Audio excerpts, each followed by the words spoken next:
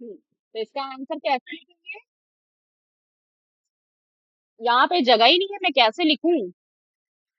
इतने शॉर्ट में तुमने आंसर लिखा है। ये पीडीएफ है, इसमें पेज कैसे ऐड होगा? चलो, पूछ रहे हैं वाई कर्ड बिकम्स सॉर, क्यों खट्टी हो जाती है? दो रीजन है, लैक्टिक एसिड प्रोडक्शन। मैं तुमको डिक्टेट कर रही हूँ, तुम नोट कर लो कि लैक्टोबैसिलस, लैक्टोबैसिलस लिखो इसके आगे, lactobacillus.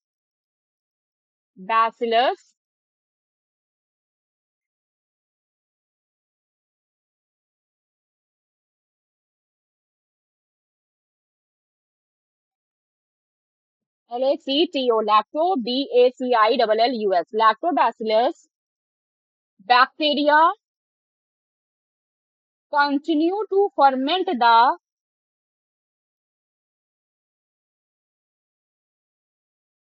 continue to ferment the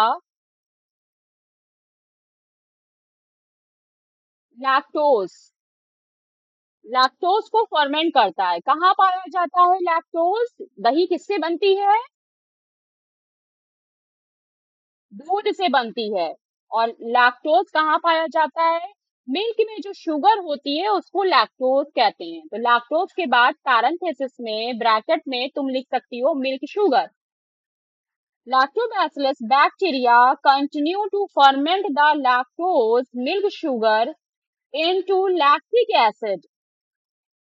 बनाता जाता है, बनाता जाता है, बनाता जाता है, एक्सेस में बना जाता है, in excess and hence increase acidity। दही में एसिडिटी यानी कि एसिड की मात्रा बढ़ जाती है।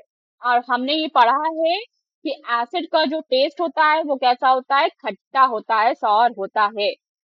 तो ये तो एक रीजन हो गया, due to the formation of lactic acid. अगर लैक्टिक एसिड ज्यादा बनेगा तो एसिड बनने की वजह से वो खट्टी हो जाएगी। दूसरा दूसरा है temperature.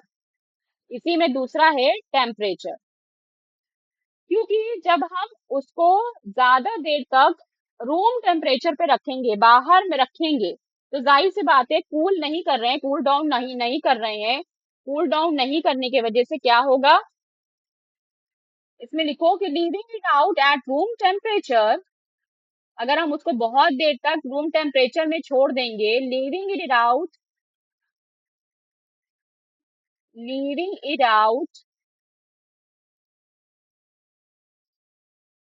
Eight room temperature,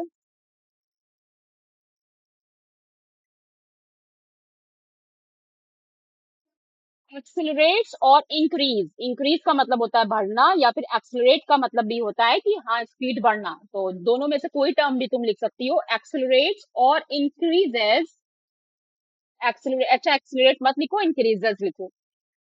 increases the growth of,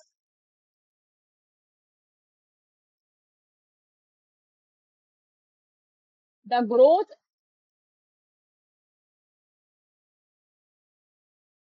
the growth and, the growth and, the growth and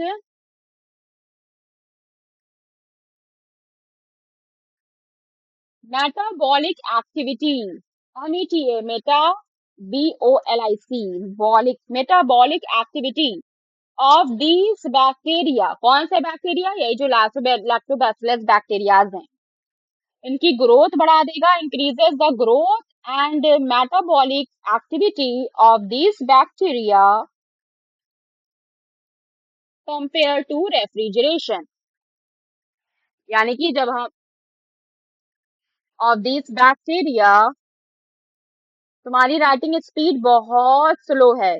this seems कि तुम्हारा स्पीडिंग नहीं है राइटिंग का। तुम बुक से एक वर्ड देखती हो, फिर ऐसे नीचे नजर करती हो, फिर लिखती हो, फिर देखती हो, फिर लिखती हो। ये चीज छोड़ दो, सेंटेंस पकड़ा करो, पूरा पूरा सेंटेंस पढ़ा करो, उसको लिखा करो। स्पीड बहुत धीमी है तुम्हारी लिखने की। Metabolic activity of these bacteria compare to refrigeration, compare to refrigeration, refrigeration.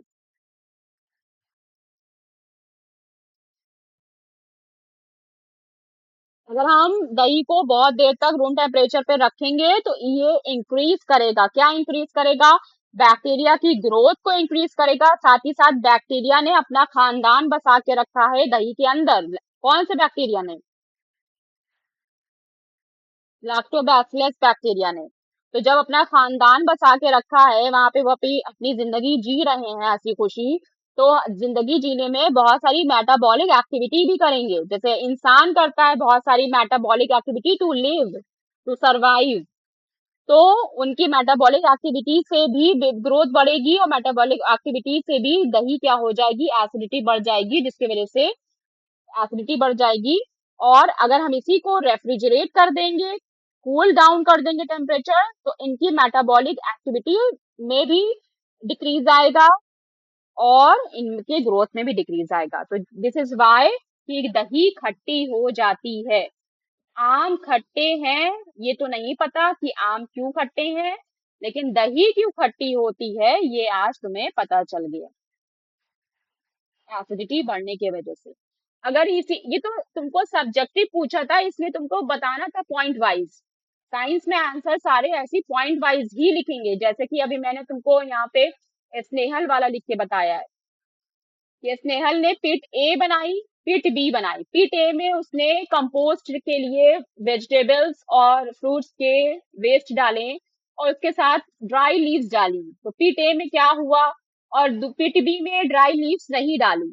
तो वो ये चेक करना चाह रही थी कि यार ड्राई लीव्स डिकम्पोजिशन को बढ़ा देगी या कम कर देगी। तो हाँ, ड्राई लीव्स डिकम्पोजिशन को, यानी कि convert of carbon into nitrogen को जल्दी कर देती है, जल्दी प्रोसेस बढ़ा देती है, यानी कि मैटर से कंपोस्ट बनना ज्यादा इजी हो जाता है ड्राई लीव्स के वजह से। तो ये लिखना होगा। तो to the point, one word में आंसर नहीं देना है, अपने आंसर को पूरा का पूरा एक्सप्लेन करना है। ठीक है, अच्छे से एक्सप्लेन करना है, शॉर्ट में आंसर नहीं देना। और क्वेश्चन की जो आपके टाइटल है, जो आप लिख रहे हैं उसका टाइटल लिखिए, उसका हेडिंग लिखिए। जैसे कि कर्ड वाला था, यहाँ पे हमने कर्ड को कर्व लिख लिखा है। It is not curve, it is curd. तो कर्ड क्यों खट्टी हो जाती है ये हमने यहाँ पे हेडिंग मेंशन करी, और उसके बाद आंसर नंबर 8 का पॉइंट 1 और पॉइंट 2 लिखा, जो मैंने तुम्हें डिक्टेट किया है। तो अपने आंसर को इस तरह से लिखिए। फिर इसी में अगर आपका ऑप्शंस में होता, ऑप्शंस में आप क्या लिखते हैं? Due to increase of lack acidity, acidity बढ़ने की वजह से हो सकता है। टेम्परेचर भी होता है तो दोनों पे टिक लगाती हैं आप, both temperature and increase of lactobacillus. ठीक है।